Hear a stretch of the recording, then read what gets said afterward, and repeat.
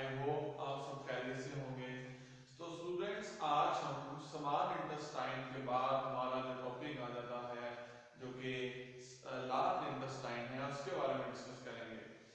तो स्टूडेंट, हम chapter number 8 के न्यूट्रिशन जो हमारा चैप्टर है, इसमें हम लेक्चर नंबर 15 की बात करेंगे कि कैसे जो डाइजेस्टेड फूड थी वो स्मॉल इंटेस्टाइन में एब्जॉर्ब हो गई थी और जो बाकी अनडाइजेस्टेड फूड है उसके साथ हमारी एलिमेंट्री कैनाल कैसे ट्रीट करती है। तो स्टूडेंट, इस एलिमेंट्री कैनाल में जो लार्ज इंटेस्टाइन है वो हमारी अनडाइजेस्टेड फूड को कैसे एलिमिनेट करता है या उसमें से कोई चीज एब्जॉर्ब करता है कि नहीं, उसमें हम आज देखेंगे टॉपिक में। टॉपिक है large intestine, absorption of water and defecation. Student, अगर हम इंट्रोडक्शन देखें डेफिकेशन और एब्जॉर्प्शन ऑफ वाटर का, इसका मतलब है लार्ज इंटेस्टाइन में कोई डाइजेस्टेड फूड एब्जॉर्ब नहीं हो रही, जस्ट वाटर एब्जॉर्ब होगा, हमारी बॉडी की नीड को बैलेंस करते हुए वाटर की, और डेफिकेशन होगी यानी कि एलिमिनेशन होगी अनडाइजेस्टेड फूड की। तो हम टॉपिक की मजीद एक्सप्लेनेशन के बारे में देखते हैं। The digested food absorb in blood.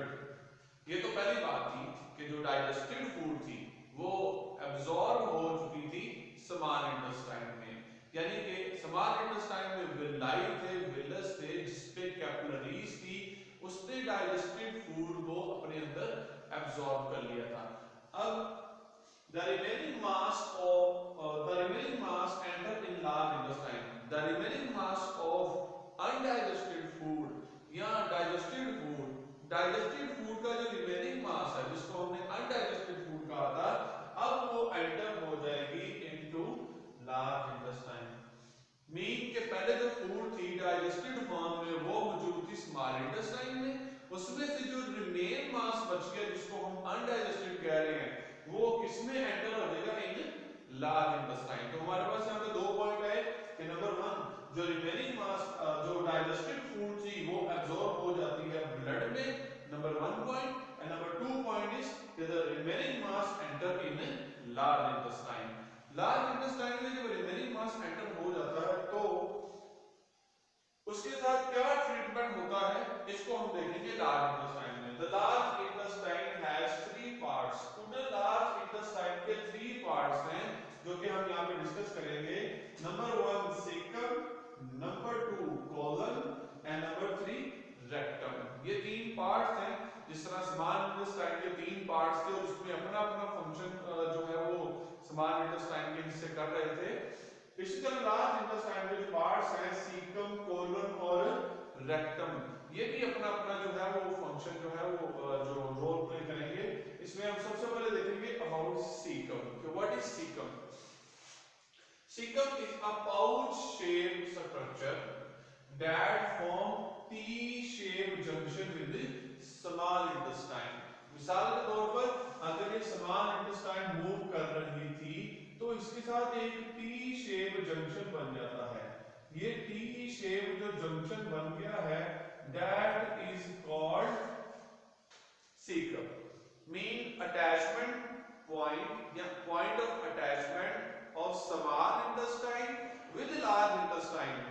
जहां पर टी शेप जंक्शन बन रहा है उसको हम कलेक्टिवली क्या कह देते हैं, caecum. Again student, cecum is a pouch that form T-shaped junction with the small intestine. That portion of large intestine is called cecum. यहाँ पर कोई डाइजेशन वगैरह नहीं हो रही, कोई एब्जॉर्प्शन नहीं हो रही, ये जस्ट फूड को ट्रांसपोर्ट कर रहा है from small intestine to large intestine.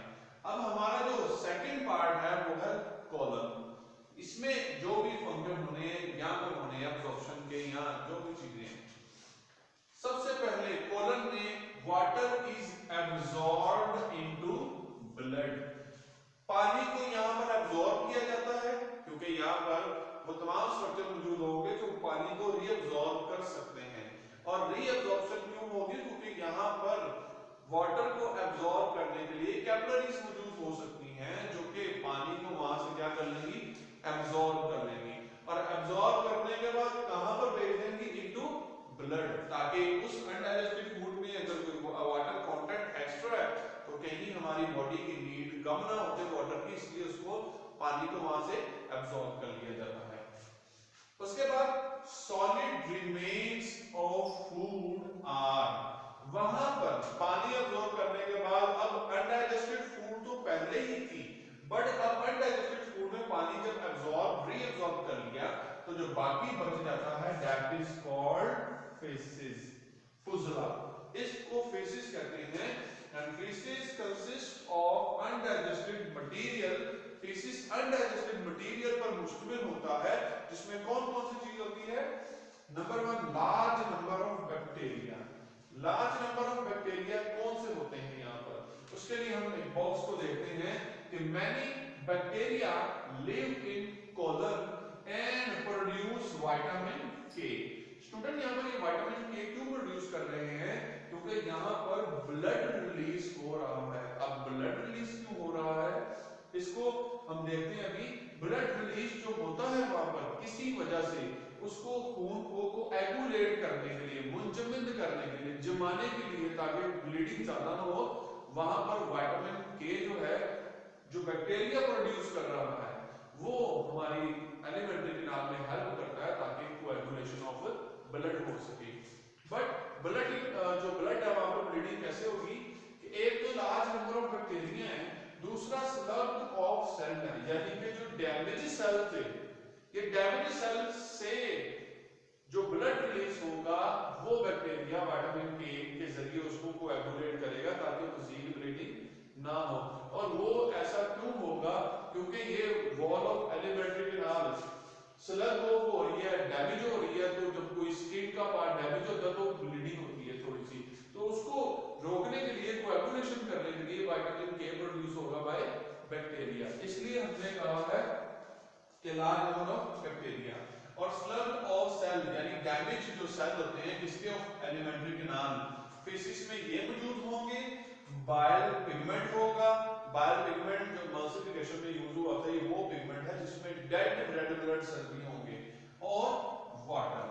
ये चार चीजें जो हैं ये हमारे जो फेसिस हैं उसका हिस्सा होती हैं। और लास्ट में हम बात करेंगे अपने जो लार्ज इंटेस्टाइन का थर्ड पोर्शन है दैट इज रेक्टम। रेक्टम में क्या होता है? फेसिस जो कि ये पोर्शन को कंसिस्ट करता है temporarily store in it, faces rectum में आर्द्र तौर पर स्टोर किया जाता है and open out through anus, और एनस के थ्रू बॉडी से एलिमिनेट कर दिया जाता है। Point number 2, when it filled up with faces, जब रेक्टम फेसिस से फिल अप हो जाएगा तो क्या होगा? इट गिव रिफ्लेक्स, तो ये एक इनवॉलंटरी फीलिंग लेके आता है, स्टिमुलेशन लेके आता है, हरकत लेके आता है, जिसकी वजह से anus is open for defecation और एलिमिनेशन, और हम जो फेसिस है उसको बॉडी से बाहर एलिमिनेट कर देते हैं। स्टूडेंट ये जो प्रोसेस है ये इनवॉलंटरी है, हमारे कंट्रोल में नहीं है, बट इन एडल्ट्स ये चीज कंट्रोल में होती है एक हद तक।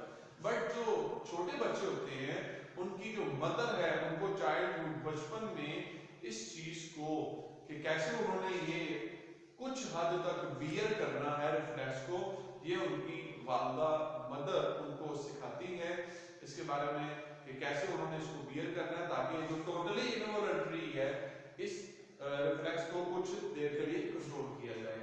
तो ये था स्टूडेंट हमारा आज का टॉपिक अबाउट लार्ज इंटेस्टाइन।